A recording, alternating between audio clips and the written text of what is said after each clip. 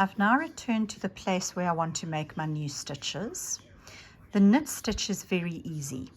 All that you do is you work it as normal but in the back loop, because you want to effectively twist the stitch as you work it. So you can see over there how the loop has now been twisted very neatly. For the next one, I'm going to purl. It's a little bit trickier and you might need a little bit of patience. Make sure that you've got quite a lot of yarn on your needle so that you've got space again to come in from the back to do the purl stitch. Wrap your yarn around and take it through. And there I have created a purl. I'm now going to do another purl stitch because I'm doing a double rib. Come in from the back,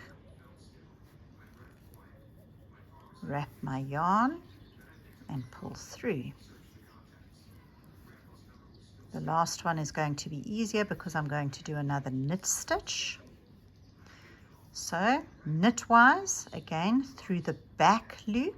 Oh, sorry, I need to remember to take my yarn across to the other side before I do a knit, otherwise it's going to be a big mess.